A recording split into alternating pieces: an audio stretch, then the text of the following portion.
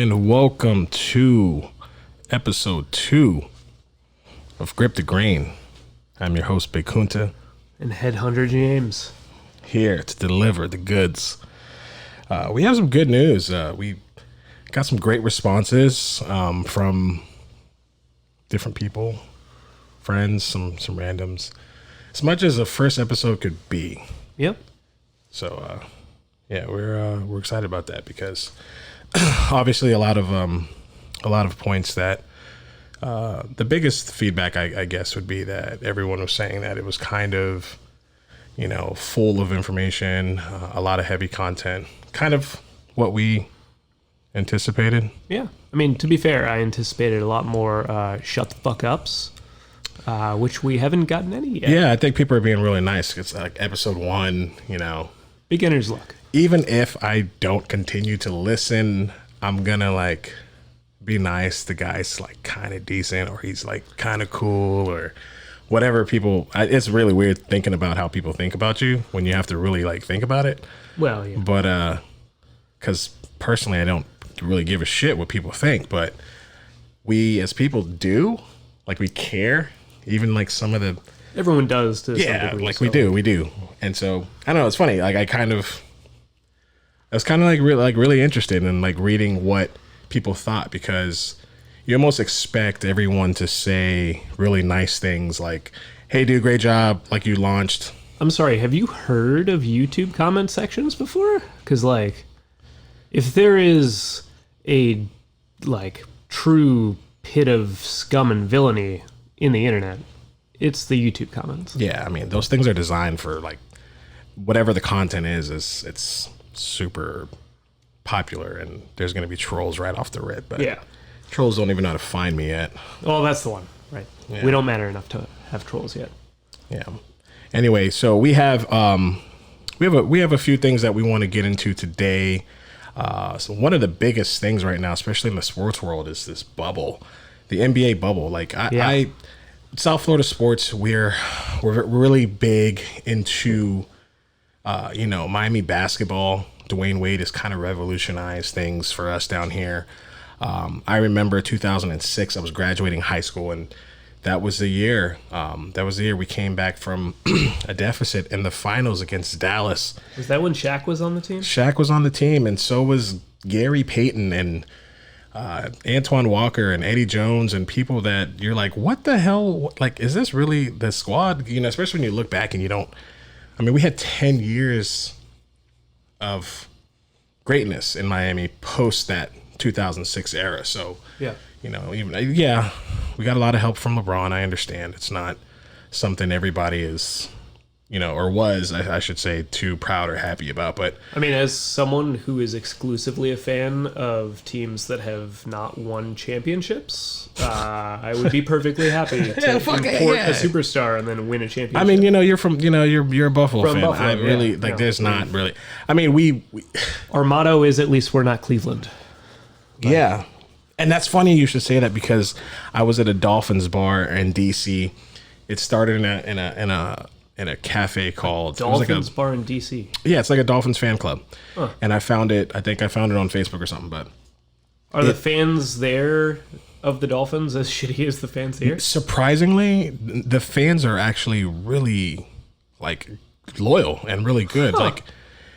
A lot of them are from Florida. They're from Florida, but then there's a handful of them that I think have family or just kind of fell in love with the Dolphins because their parent or something like that. There was different stories, but there was quite a bit of us. I mean, at our best, when I was there was around 70 of us in a bar.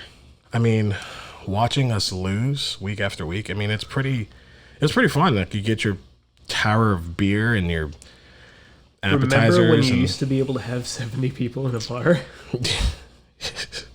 Yeah. I mean, now if you have 7 people in a house, it's Jesus, that's fucking too much. We gotta, somebody please stop. Don't do this.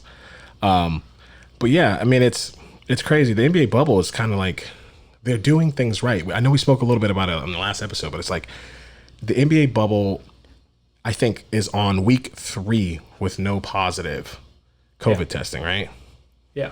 So and more importantly, that like they've got their entire system set up for if someone is even possibly exposed to it. right. There's like this the immediately- bracelet thing. Yeah. Yeah. So there's that going, and it's like, okay, well, you have players outside of Lou Williams who went to get his fucking chicken wings. Cool. You have that scenario, and then you have just As a man from Buffalo needing to get one's chicken wings, it's close to my heart. yeah. I mean, I love wings. I kind of get it. I haven't gone to like really extreme,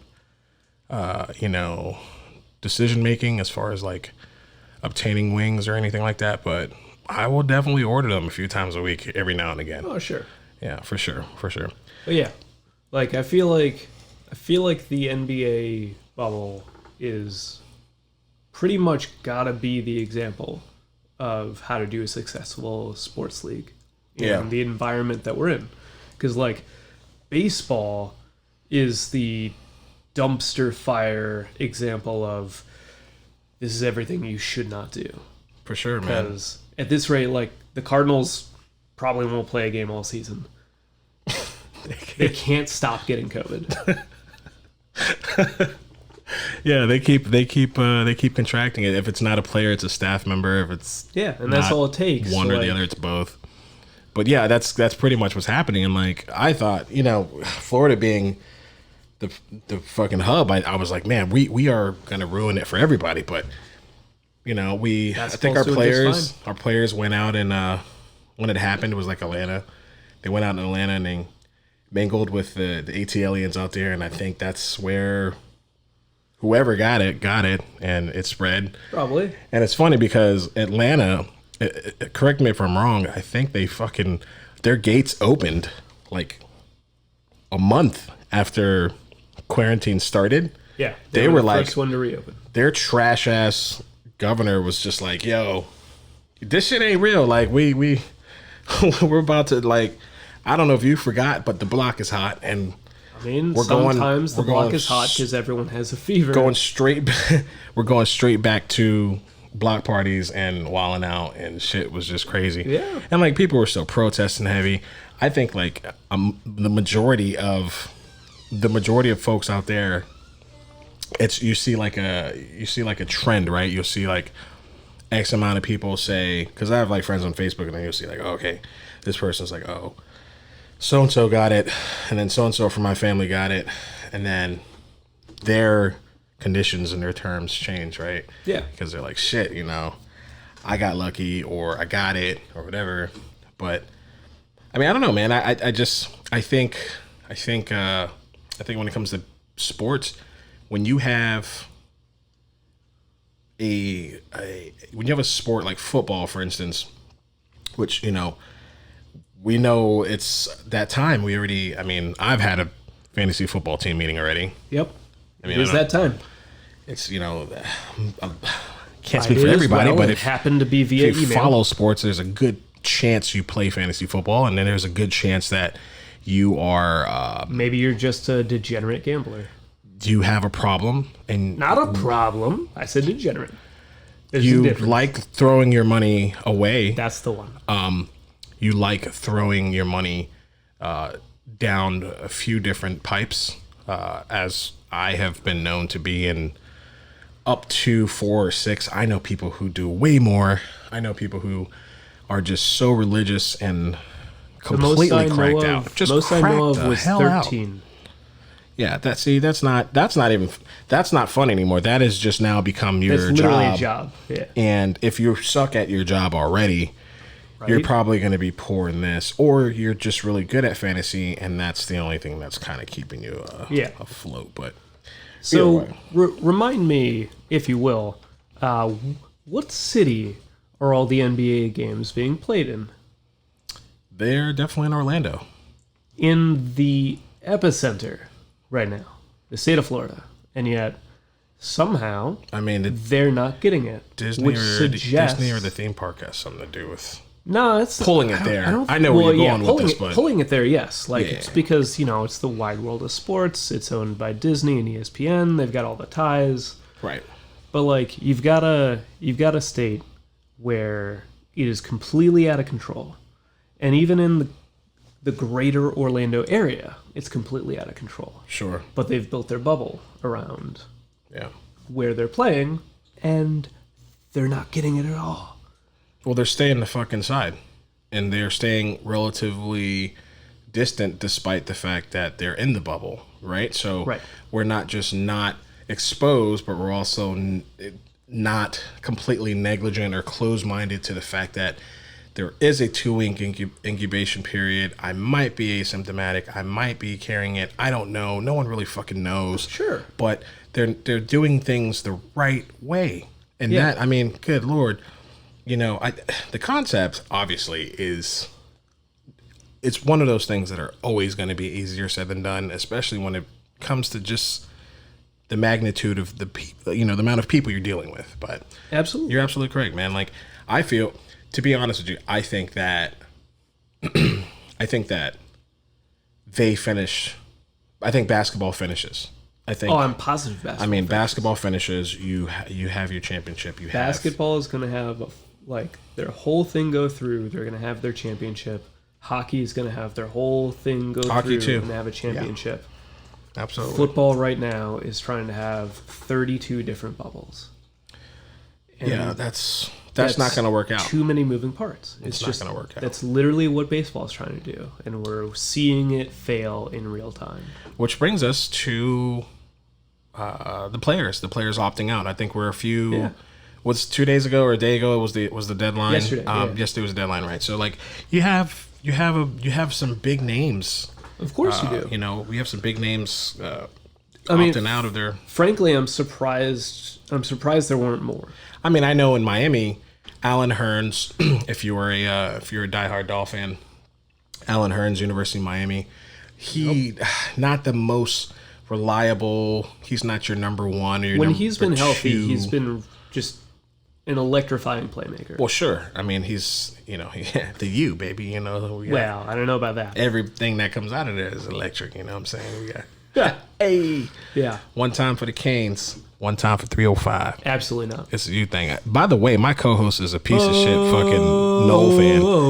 I don't know. We typically like to, that's enough. We typically like to never bring that shit up, but you know what I'm saying? Like, I grew up down in South Florida. I didn't know a single Knowles fan. Like, that shit has just been literally relative since, I don't know, Mr. Crab Legs. Like, we were briefly irrelevant from like literally the extent of when Jameis was there, which was 2 years, and not so much outside of that. Right. To be fair, is like, if you think about it for a second, from the perspective of you're a sports fan for teams who have never won anything ever.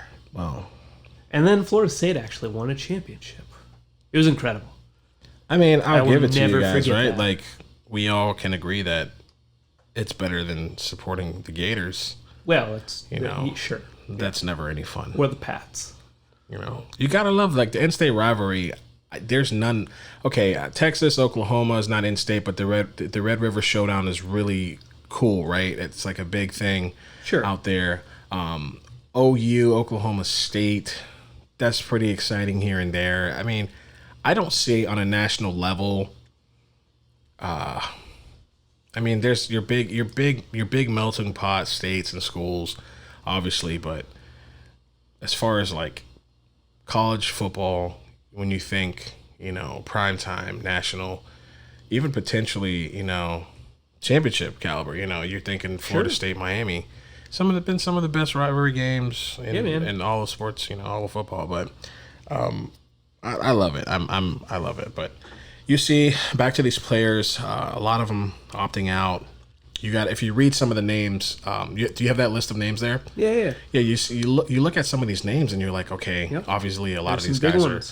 A lot of these guys are vets. A lot of these guys are obviously parents, older, a little more set in their ways, not wanting to. And like, I don't for a second blame any of them. Like, this is a perfectly rational thing to do, and I'm frankly surprised that there weren't more, because like there are way more players who have a high risk condition or who for have sure. like family members who have a There has high-risk to be, condition. right? There has to be. I mean, there's players that can't even play a mile high. Yeah, right. Because of sickle cell. Like anyone with sickle cell. Yeah, Like, and yeah, it's it's a trait but, like, that's in a lot of African American players, but it's one of those things you can't fucking do it, you know. And I think a lot of these guys are also like contingent onto the fact that, all right, there's probably not going to be an NFL season, even if I don't say anything. Yeah, I still think that there won't be, but that's the beauty of guaranteed money, right? Even the guys that opt out, don't they still get that guaranteed? So when they opt out, if they have a high risk condition or one of their family members has a high risk condition, they get I think it's $350,000, and then their contract tolls. Okay, which is like complicated and weird. So like fine print bullshit. They accrue a year towards free agency. So like okay, I didn't know that. Don't have a high risk condition, you can still like voluntarily opt out, which like a lot of people still have, and they get I think it's $150,000. Their contract tolls, which means they're still eligible for the money next year, but they don't accrue a year towards free agency. Right. So like you can't use it as a holdout tool. Okay. But like we've got a lot of big names doing it, like Dante Hightower, Brandon Bolden, Devin Funchess on the Packers, oh boy, Travis Benjamin, CJ Mosley. Like, that's a big one. There's I think the number's at like 67. I know the Patriots. Players. I looked at the Patriots because obviously it affects us as the Dolphin Patriots fans, got Bills ravaged. fans, but yeah, they're pretty much there's dumpster fire over there. Whatever, Bill Belichick will still find a way to shit on our parade, but yeah, that's mostly probably true, but like still, to be honest, when you really get down to it, if the NFL continues on the path that they're on, which is that we're going to have 32 separate bubbles, right, and try to have a regular season, like I have to imagine it's going to have the same results as baseball. Yeah, I agree. I think basketball, like I said, is going to be the only one that makes it. Hockey will make it too. They have hockey like, too. more Hockey or less too. the same setup. Yeah, they're doing things the right way. Yeah. Obviously, a lot more people involved, even within the coaching realm. I think there's a lot more parameters a lot less parameters. Like, for instance, there's way more people on one single football team, and then athletic trainers and coaches for each position. It's a little bit more moving pieces. Yeah, but like you've got hotels that can accommodate like a couple thousand people. Yeah. So like, or you do a lot of coaching. It can be done. You do a lot of coaching via Zoom. You don't have to invite everybody. Absolutely. You know, there's ways around it. I understand that. I'm just, if they wanted to do it, then they would do it. Yeah, for sure. They see that it's going to be more expensive to do it that way, and they think they can get away with not doing it that way. And maybe they get lucky and there's a football season. I hope there is. I mean, speaking of, I know I mentioned Disney and I mentioned like the theme parks and stuff when you were asking about Orlando. Oh yeah. Have you heard about what Disney is doing with their giant sack of gonads that they're carrying with Mulan? I have a little bit, which is like, it's interesting. Like, everyone else, how dare they? Like, are you kidding me? First of all, it's fucking Mulan. It's not like they're, well, yeah, it's not without Eddie Murphy. Yeah, I don't want that shit. Throw it in the trash. I mean, like, I don't care. Like, I mean, it's probably decent. It's probably okay. It's probably gonna make you fucking tear up. Like, sure, you know what I'm saying? That's their MO, right? But at the same time, I'm just kind of like, $30. You have to have of a Disney Plus subscription. You have to have the subscription, so you have to, become the monthly subscriber. It's not exactly a lot. It's like $7 a month. Yeah, that's not the point. It's just them grabbing you. Yeah. With a pair by of the short hairs. Yeah, and it's like, all right, cool. You need the subscription. You need to pay the $30 fee. Yep. And then if you cancel, what was that I if you cancel, it goes away. So, like, Like, if you've completely. paid the $30 fee and you theoretically own it, when you cancel your subscription, you no longer have access to it. Yeah, Which, like, that's the one that doesn't feel great. it's pretty foul. But to be fair, like, I mean, I think the pricing structure is fucked. Like, Yeah. but I mean, at the same time, they had that's better than movie- what every other production studio is doing, where they just, like, every month they make an announcement of we're moving all of our movies' release dates back by a month. right. Like, I'm envisioning this future where for the next 3 months, the only movies that come out are fucking Disney movies.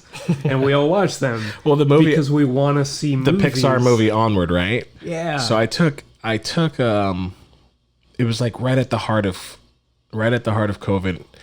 I remember, and some of you listening, you guys are probably like, oh yeah, I remember I took my kid, or yeah, I went with whoever, and you went to watch the movie, and like literally, I think it opened up on a Friday, and I think like Monday or Tuesday or whatever, Wednesday, the next week, everything got shut down. And there was this whole thing where like, okay, we're taking this movie and we're going to migrate it to Disney Plus. And it took like, I don't know, the better part of a week or two, right? Or something like Yeah. that. And then it was for rent.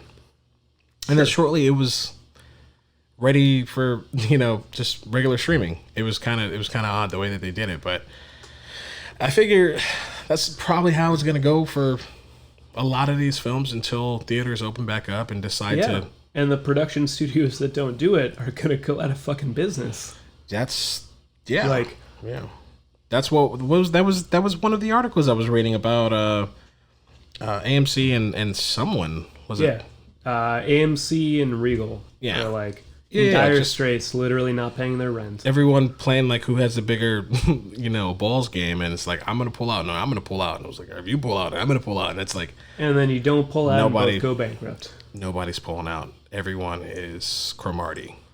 Hard. Yeah, Just a basically. bunch of projects everywhere. Not project babies. I said projects. Yeah. But it's just what happens, you know what I mean? And Yeah, like, man. I mean, don't know. all I'm saying is that, like, literally a month ago, the drive-in theater down here at the swap shop finally reopened. Frankly, it shouldn't have closed in the first place. And Jesus Christ, it's the safest fucking place for you to be if you're gonna oh, it literally is. in your car. We didn't get out of the car.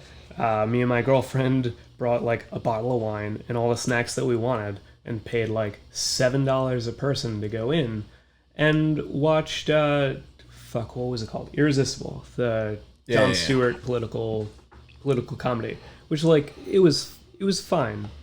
More importantly, we got to go to the fucking movies. Yeah, I mean it's something.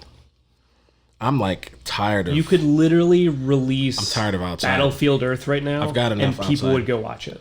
Like, People it are like, doesn't oh matter how yeah, bad it like I is. mean, like the first month I was pretty much like, I was like, yeah, like somebody's like the bike sales have gone up, gun sales have gone up, bike sales have gone up, and everybody's like outside. You see like families in its entirety instead of seeing like a mom and like a stroller. Yeah. You see like the mom and the dad, or the dad and mom, whatever you fucking see. You see an entire family, and it's like, oh shit, like this is what my childhood used to look like, because families took people are walks finally back outside then. again. Yeah. Like literally like 15 years ago, 20 years ago, growing up, you saw that more often. You saw dudes fucking running with like their shirts cut off in like a garbage bag because he didn't realize that was a horrible thing, but that's how they lost weight back in the day, Seemed right? like a good idea. Seemed like a good idea, but science was not, it wasn't out there like that. Like, sports science is, dude, I was just having this conversation. Sports science, especially like if you look at the average athlete, you look at like, we were watching Draymond Green. He was on some pre-NBA show. I think it was like TNT or something with Charles Did he Barkley. get a technical foul while he was just No, but he's like doing next to the Charles commentary? Barkley, and Charles Barkley is literally massive and older and his heavier side of life. And Draymond is like almost as big as him and in playing shape. Right. So you're thinking, okay, so back in the day, these guys, especially like in the 80s and the 90s when they were coming out, like sports science is just completely changed and revolutionized. The way that LeBron pays and takes care of his body is. I mean, nobody was doing that. Yeah, Nobody does it now because LeBron is a freak. Do, but yeah, they'll do like shithead Brady and yeah. Well, yeah, sure, but LeBron's a little bit more I mean, I read that he eats like trash, like he just houses waffles and shit like that. But yeah, but like to maintain that level of physical output, you have to consume like 10,000 calories a day. Well, so just from what I read and heard from like different players that have been on his team, like that, kind of, I guess, ratted him out, if you will. Fucking like they're like, dude, this guy just horrible diet. But then is crushing the better part of 7,000 calories in a game. And in like one game, he's burning 6,000, 7,000 calories. Right. So whatever. I mean, he's a monster. Shit happens. But so what was up with this? What was up with this? This Jake Fromm. Oh, we're talking a little bit about Jake Fromm. Jake, my boy. So, all right, this is a little bit more complicated topic because I do honestly believe that he doesn't know what he was doing wrong. Okay. But so young college athlete. Everyone knows he had those text messages that had leaked onto the internet a couple months ago, wherein he was referring to himself as elite white people. And he did like the whole apology tour for it. Like he paid the penance that one is expected to pay. He wasn't fucking elite in his career. Well, no, he fucking played at Georgia. But the mentality, yes, noted. But so very common. He had an interview recently with. He got drafted, right? Because I don't really. Recall. He did. He got drafted by Buffalo. Okay. In like the fifth or sixth round. You got a Josh Allen and a Jake Fromm on one team. I mean, right? What are the odds? Many? Didn't Josh Allen have some questionable ass tweets too? He did, but to be fair, if social media existed when I was in middle school, like... Oh, well... Yeah. I'm not saying... Anyways. So, like... Just a bunch of hard R's everywhere. All the hard R's. Hard R's. Just... We don't know what we're tweeting about, but we're just gonna spell this word out here and we're gonna put it on it. We're just gonna post it because that's what we do on MySpace now. And the word was naggers and people that annoy you, right? Like what? Yeah, I've said, okay, you can't really get away. All right, let's back it up. This is a lot because before this gets taken out of a complicated topic, before it gets taken out of context, let's please full disclosure. I'm not. I admitted that I was very awful. Like I admitted that I was, but I grew up very, very hood, right? To be fair, you're still awful. You're both a UM fan and a Dolphins fan. Oh. Yep. Low blows. Yeah. That's all I do. As I was fucking saying for this asshole, this Florida State Bills Buffalo Sabre. Literally, just fucking... And just throw the whole sports fan and the team and franchises away. Just throw them all away. To be fair, at least I own all of the white rights. Okay, well, both FSU and Buffalo. Thank you. That's good. That's like solid. I was born for it. That's solid. But like I was saying, you can't have anything remotely close to how it was when we were growing up as kids. With like Eddie Murphy live on the Sunset Strip. I think that was Richard Pryor. I'm sorry. That was Pryor. I'm getting it confused. But like the Dennis Leary's, the context is just the George Carlin's. Like it's not like so much like, okay, as a really open, very progressive, liberal, Democrat, whatever you want to fucking call me, I like to think that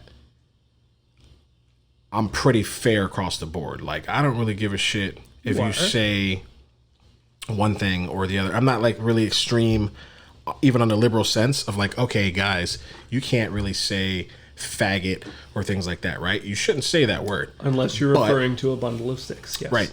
But like I grew up saying a lot of horrible shit, and obviously times change. You have to progressively move, even if you're not ready for it. Sometimes you have to move kind of like, it's like if you 10 times out of 10, if you ask black people like, yo, dog, you mind following me? And then all of a sudden the black dude starts running.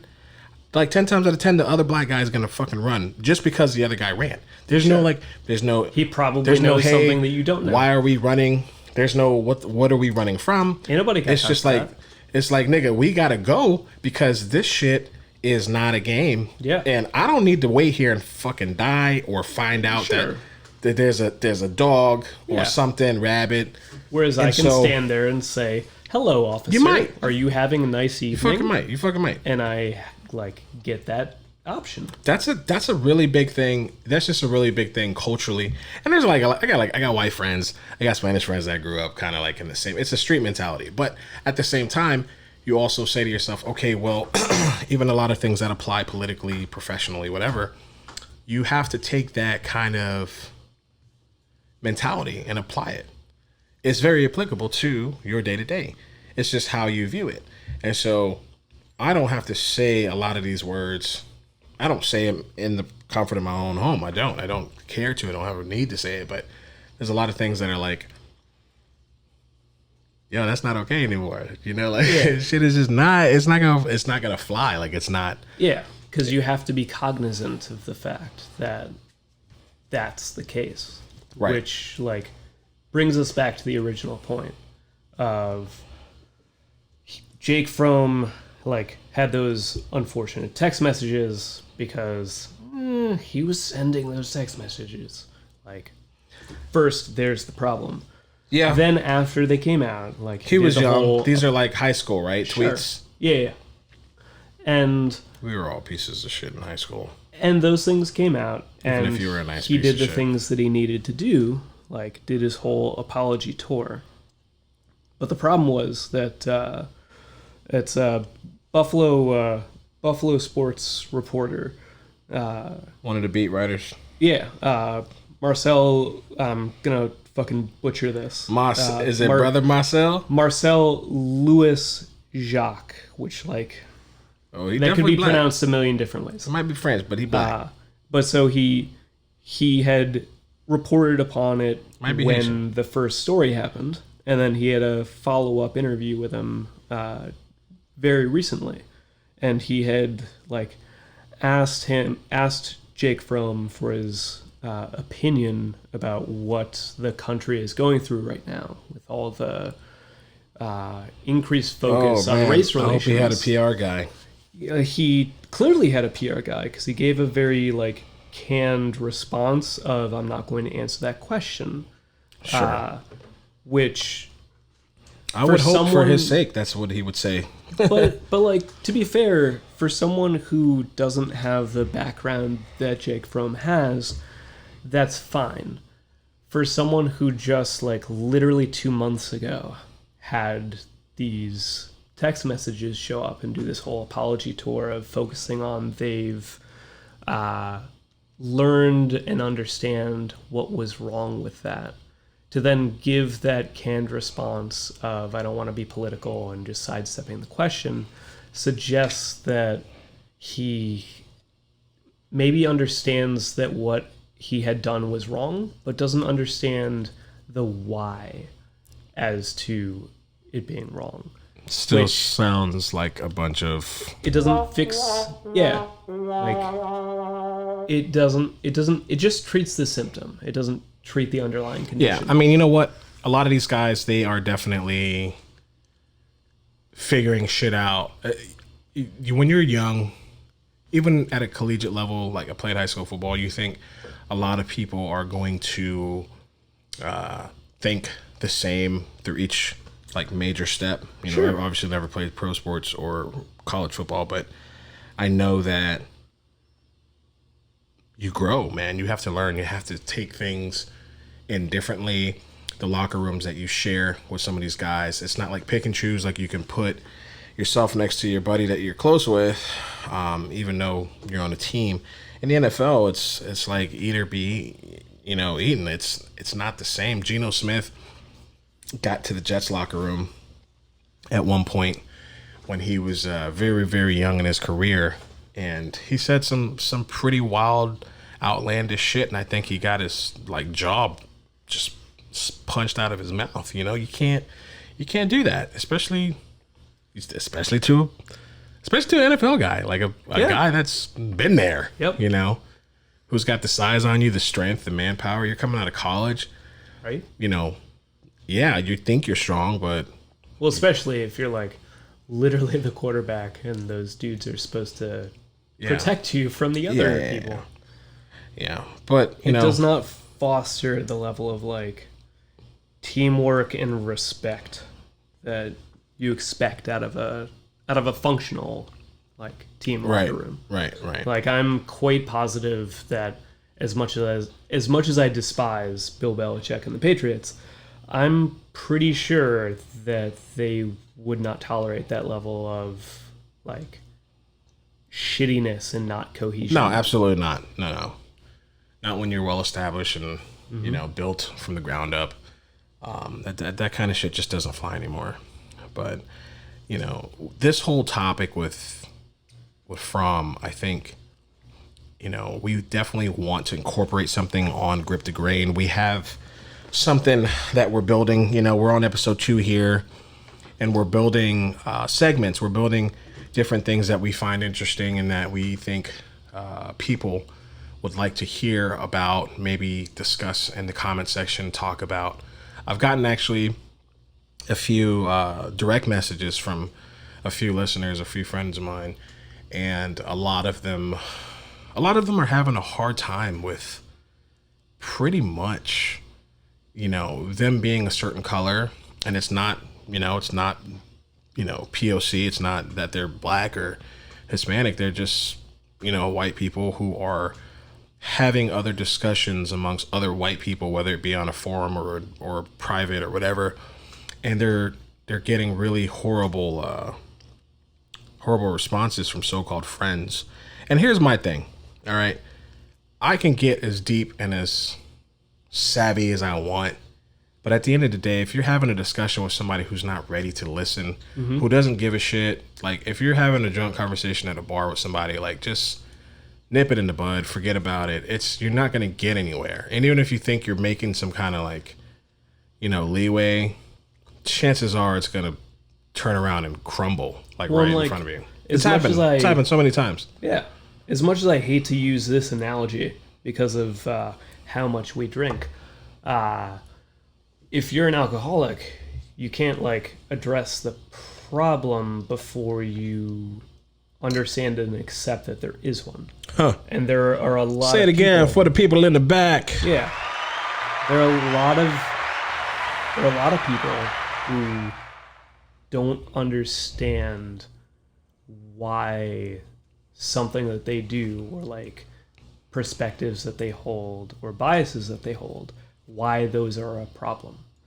And that's what we're trying to that's that point. Say it again. Say it one more time. There's if one doesn't know and doesn't understand that something is problematic, then it's gonna be an uncomfortable conversation. Correct. They're not gonna love having that conversation, but it does have to happen. My goal is to take an example and kind of explain, just coming from my perspective, right? I'm a pretty open person. I like to listen to a lot of different kinds of stories. I grew up, like I said in the first episode, I'm the youngest from my dad. He's about 45 years older. He is 45 years older than I am. Also in real life, not just the first episode. And I have so much perspective based upon just how I was significantly brought up. And it does a lot. It teaches you things, and the understanding of it, like James mentioned, is a lot. It's you can only, like I said, you can only understand you can only understand what you're able to process and like figure out in that given moment. For instance, you can live for 10 years if you've never come across, you know, I don't know, having to change a tire. You're probably never really ever going to know how, even if you think you can figure it out. You've never done it. Think it's magic. Right. And so, but then the moment you do, the moment you go through some kind of experience, you know, experience builds perspective. And it's not to say that if you don't go through something physically, you can't understand it. You know, that would go against the grain for just about every bit of logic there is. But you can study something and not have the same effect towards it, as opposed to living it a certain way or going through it a certain way or experiencing it a certain way. And so these different approaches, these are things that it's heavy. It's a lot. It's very heavy. And I don't ever want these podcasts to just always be heavy and full of like, oh God, this is a lot. Like, but you know, the uncomfortable talks, whether we sit here and we talk about it, whether we open up and explain and express some of our feelings, they're not going to go anywhere. They just become suppressed, and they come out, you know, through bad habits, or they come out through fighting with your partner in your relationship, or abusing a friendship, or abusing your kid. You know, it doesn't, any which way you can think about it. And I've seen so many examples, you know, and I try to tell James, I'm like, guy, when like every time we have like this really in-depth drunk talk, I'm like, I hope you understand that I'm coming from a place because I've seen this in myself, and I've made a decision to want to be better. I've made a decision to say, I can't do this no more. Yeah. You know, and so that's kind of the whole point of this, this whole segment here is what Jake Fromm, you know, did and said. It's so, he's very unbothered by it, right? He's like, I know there's things that need to change.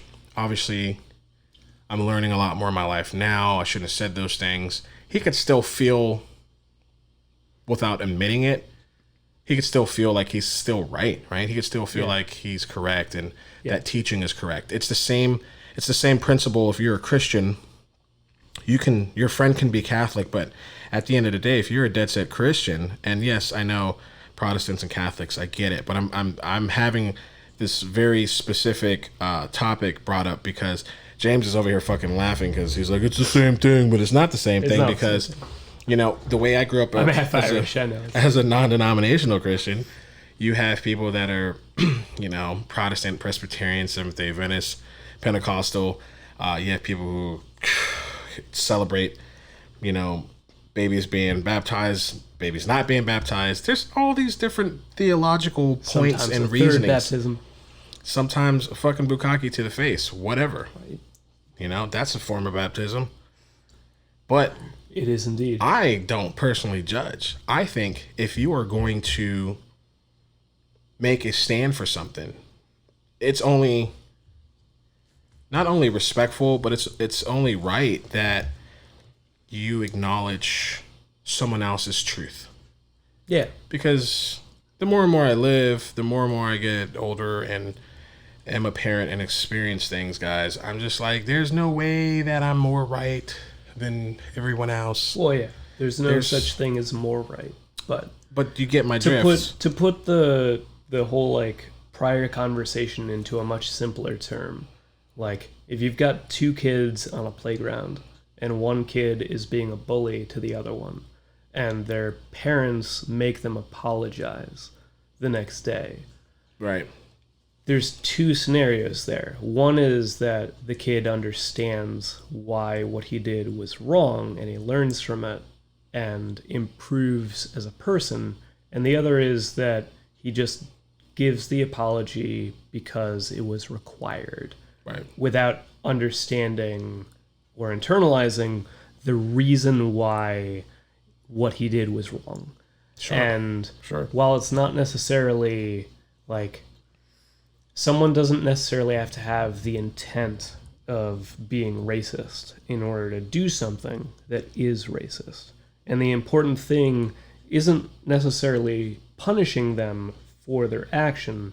It's making sure that they understand why what they did is racist and why it's not okay, Right. and why they need to like improve because of it. That is absolutely fucking correct, man. That is the best way. That's it. That's exactly it. And honestly, when you live a certain reality, it becomes very difficult for you to think outside of that, you know? And that's the patience that you must have with the person that you're either trying to relay a point to. You know, guys, if you... Yeah. I tell, okay, so when I sit down, I could be, you know the people, the people that we talk to at the bar. I don't want to say names. I was going to say names, but I was like, I probably shouldn't say names. So one should not. I started backpedaling a little bit, but Yeah. a particular guy that you and I know very well. This is a very Jimmy Bag of Donuts. This is a very a really good person, Jimmy a very Bag of smart individual that has his fucking shit together, owns his own business. Very smart guy. Wait, some of us have our shit together? Well, It's news to me. It's all relative, man. So this guy, he's a very good friend of mine, and he since quarantine has started, he's become him and I have become a lot more close because we live very close to each other, and we talk privately a lot, especially because of everything that's going on and the timing, the availability. Well, sure. There's only so many people that you can interact with. Right. And we've been pretty good. We've become a little negligent lately, but so this gentleman anyway, just so I can wrap this point up, he's been very open about asking me how he can be better. What is it that he is not grasping? This is a guy who thinks white privilege is not a thing.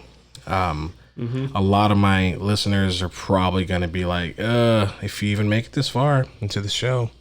Well, yeah. You All might. three of you. Yeah, right. And for those of you that are here rocking, I love you guys and I appreciate it. This is we're gonna be so much better in the next few episodes. We're gonna grow.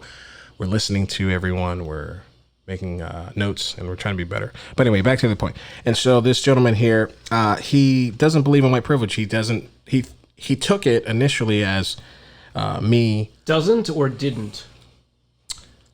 He doesn't anymore. So he does now believe that there is such a thing. Yes, 100%. And we made this breakthrough probably after about 5 really long, in-depth conversations and arguments. And like 2.5 bottles of whiskey. Man, I don't know.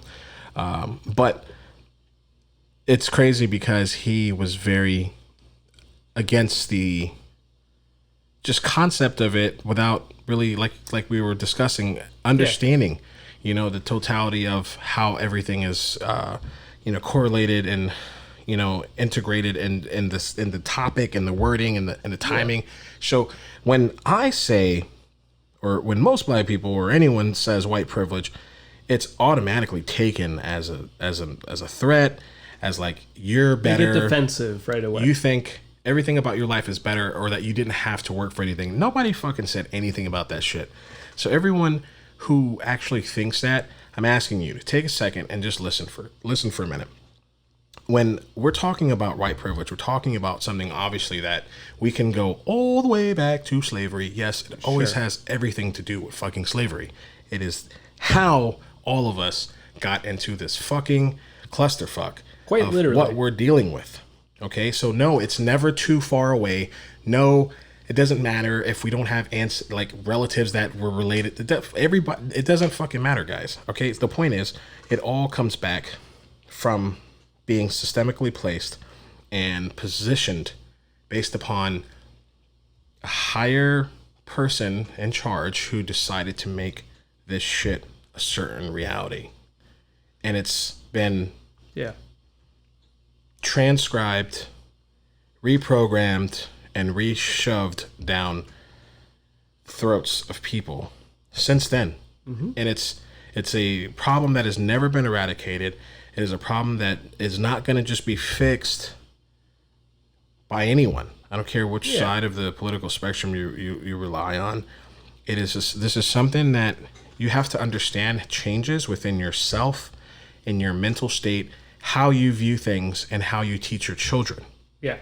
So not to pigeonhole myself as the metaphor guy, but like the best way I've explained this in the past is to picture it as like an Olympic running race. You have to go all the way around the track to win. And for white people, we got to start at the beginning of the race. And then black people weren't allowed to start until halfway around. Sure. And it's not because of any one thing that any of us did. It's just the circumstances of our birth and the circumstances of Just the how way you were- the world how you were played positioned. out before we were born. Correct. So like the way you were positioned. Even if that concept is too deep, because some people are like, okay, well, that doesn't apply to today because today that's not how. But Yeah, I'm but it telling does. you, yes, the fuck it is. Yeah. Okay, so I don't have to lie to convince anyone, whether I know you or not, that Jesus Christ, you know, I don't get racially profiled every day, but this shit happens to me. You know, it happens. It happens to a lot of us. It happens to people that are lighter than me, and I'm hazelnut, motherfucker. Like I never walk out the door concerned that I'm going to be pulled over for something. Right. Period. And no, I don't think it's not like every day I live in this sense of crazy fear. Oh, so why are you guys kneeling and why are you guys doing it? Because, motherfucker, people are literally tired. People are upset. People are just heartbroken and completely over the fact that certain things people just aren't getting. All right. White privilege, whether you really understand it or not, it exists, and it's not because you personally did anything to change it or make it better or worse. It's there, and I don't. It's not your fault. I've never like my dude. When my dad divorced my mom and I moved to West Pines into a gated neighborhood, this shit was culture shock to me. I didn't know that this shit existed. I was east of 95 on 8th Avenue, where this shit floods when it sprinkles, and you know what I'm saying. If you know, you know. If you're from in that Hollywood, part, you know, I was from Hollandale. And the point is, you have a very different upbringing, man. Like, just things are different. You don't leave your bikes outside. You chain them bitches up because they will get jacked. Like, man, it's just a there's different. a YTMND meme that I people will take not the city repeat. bus everywhere. We don't have cars. People, like, if somebody has a car, like, yo, that shit is crazy. Growing up, you know what I'm saying? Like, 1992 Toyota Corolla. yeah, with no AC, windows. Gotta roll them bitches down, string attached to the fucking windshield wipers, and you gotta pull them bitches to get to. Like, my brother's first car. Lock the door before my you brother's get out. first car, he had to open his door and put his leg out and back that motherfucker up with 1 foot. Like, I swear to God. Like Fred fucking Telling you. Flintstone. And we had them suede ass seats that was just, I mean, you're cooking in the heat. It's hot. Yeah. It's fucking hot. And so, anywho, all of this to say, like, certain lives, and yes, I know semantics. We can go back and forth about what is, yeah, okay, well, it's not, you know, not everybody has the same thing. Some people have it less than that. Yeah, suck my dick. I know what the fuck. That's my point in its entirety, is that not everything is personal. It's not always the same way for every black person. But for me, the fact that I can be your friend and I can have this very different outlook on life, that should be enough for you as my friend to say, Not even well, as shit, your John. friend. Like, Or just like as as a a human, right? Yeah. I get that you don't want to make the effort if it's not somebody you care about. I'm not Sure. like, listen, man, Yeah. I'm as fair as, I'm telling you, I dislike most people, so bro, I get it. I will tell you the same shit that I tell people all the time. I'm fair across the board. Like, you know what I'm saying? If the shit is what it is, then I typically leave it at that. Like, I don't really dig and stretch things out. Like, it's not That sounded really weird. It really did. But like, even I don't know what he meant there. But the thing is, like, I have to be loyal and true to everything that I feel. That is the only responsibility I feel like we have. That is something we control in its entirety, because there's not many things we can control in its entirety. Like just yourself. Even my diet, I know I need to make better decisions to eat healthier.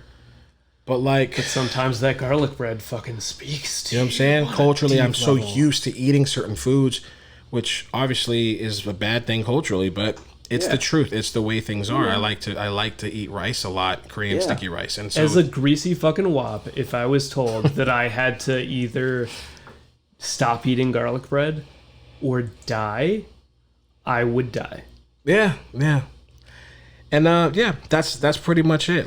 That is it. Like, that is what we'll have more examples. Is it it though?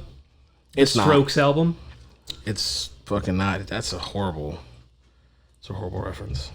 But it's gonna keep happening. We're gonna keep talking about it. We True, definitely I'm going to keep making shitty references. We definitely want to get people to I've had a lot of you guys, message me, and James has had some people that have reached out to him. We kind of have a goal of making this something that is very, productive as far as changing people's mentalities and their mindsets and their hearts. But I mean, if I change one person's perspective who didn't understand the concept of white privilege, just one. If I change just one, I will be happy. Sure. I think that's a lot of us. I think that's what and we you want. Already have. Fuck you. I have, and I think that's a lot of my purpose. I think that's what I'm supposed to be doing, because people keep talking to me like. Well, how many of my friends have seen me in the bar with a complete stranger for an hour? And everyone's like, is John still fucking talking to that guy? In the before times, but yes, that happens frequently. This was the before times. But it's not because I have this crazy motive to change people's minds. No, it's just because you have this weird thing where you want to find common ground with. I want people to be happy, man. I want people to be happy, even if the happiness is just momentary, even if it's just in that moment. I had this really big thing that I used to do before we wrap up here. I had this big thing where I was like, yo, I should always try to smile at people. I know that sounds creepy, but take me seriously for a second. When I smile at people, it's creepy. Because girls fucking hate that shit. They're like, yo, especially when dudes are like, yo, why are you not smiling back? Especially if they're 5'7". Especially James, we know we're on different mountains here when it comes to spitting game and stuff. But there is a thing where I like to smile, because it doesn't matter who you are. I want to smile. It's just very genuine, very brief, very straight to the point. Yeah. And then that's it. And sometimes if conversation presents itself, it presents itself. I'm a pretty good icebreaker. I usually don't need anyone to do that for me. As someone who is often required and relied upon your ice-breaking skills. Yeah. Man. I get it. But it's a thing. And I have always done very well with that. And I think that's kind of what we want. That's what we envision. That's what we want. So please smile. You never know what kind of place someone's head or heart is in that given moment. You don't really know what's happening to people, because we're all dealing with shit. It's true. Especially now, man. You might make someone if you want to sit here and tell me you're good, everything's fine. There's probably a chance that you might be kind of honest, but I just sincerely think everyone is stressed the fuck out and managing, you could be stress eating, somebody might. Everyone has their whatever, shit. Bro. One dude may have gone beating his meat twice a day to 6 times now, and he needs the special Jergens lotion to fucking just heal everything. The old one's just not doing it anymore. My recommendation is cocoa butter, but You the don't shea butter. say. But like, if you are literally this person, you know, let's all try to take a pause for the cause, pump the brakes. We know that the boat that we float on a day-to-day basis is, we got it. We're the captain of the ship. We can take over at any time. But let's try to be better at, let's just say, one step, smiling, being more genuine and nice to people. Let's try to think about the fact everyone that could be nicer. let's try to think about the fact that not everybody is going through the same shit. And so your shit may be not as bad as the other person's shit, but it's still shit. Yeah, you can't compare it. And somebody's stressors and stress levels are different than you, but we got to be here for each other because we got. And if you got kids, you got to be there for yourself so you can be there for your kids, and so on and so forth. But that's where we nip this shit in the bud today. Yep. You got anything else, Jay? No, I think that's everything. All right. Well, please continue to like, share, comment, subscribe. We are officially on Spotify and SoundCloud, both at Grip the Grain, one word. And we are going to be on iTunes here shortly, and we're working on a few other things, merchandise, because these South Florida colors are just, they really pop. They're great, you know, especially against white or black. So we're Yep. the fuck is so funny. And seriously, we need trolls. Why is there no one talking shit in the comment section? I mean, it's gonna come, because listen, That's what she said. That deserves trolls. That deserves trolls. Also, when things start really expanding, I think we'll see a heavy influx of that shit. Listen, I don't know, man. I don't want it. I don't care. I like constructive criticism is like a fickle bitch, because I'm like, yeah, man, like, I'm open ears, like all the shit that I'm talking. I'm like, yeah, like I listen to people, this and this and that. But then like someone told me, it was like, your voice is really deep, and I was like, so like you want me to speak like this the entire time, because this is absolutely, this is like half nervous, half like, right, is the mic on voice, you know? It's like Love 94, smooth jazz, Love After Dark, fucking like, love line. I mean, that shit sounds good, but that's not my voice like all the time. So I'm kind of like, all right, I want to be in my happy place. I want to be obviously fucking cheerful and making people laugh and not always dead set serious. There's going to be some heavy ass episodes. So the goal is definitely not to have this shit structurally broken down to the point where it's like, yo, it's going to be a segment of this, a segment of that. We're just really going with the flow here. We talk about topics that we, you know, think are relevant to the times and what's happening.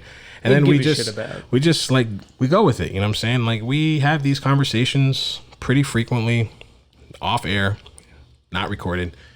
And it's very similar. So, yeah. Like I said, again, please like, share, comment, subscribe. Find us on the different platforms there, SoundCloud and Spotify at Grip the Grain, YouTube, Grip the Grain. If you haven't already subscribed, please do. Comment. Instagram is Grip the Grain FL. Yep, and Twitter is Grip the Grain FL as well, and the Facebook page. But whatever, you guys have seen it all. Keep showing us love. Please be safe.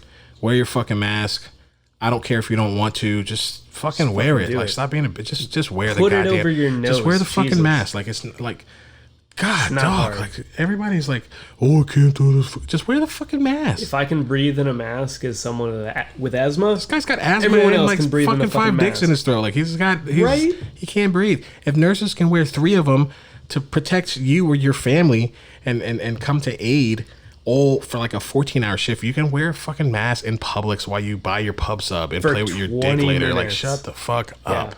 Yeah. It's like, give me a break. Yep. And with that, we drop the motherfucking mic and we bounce.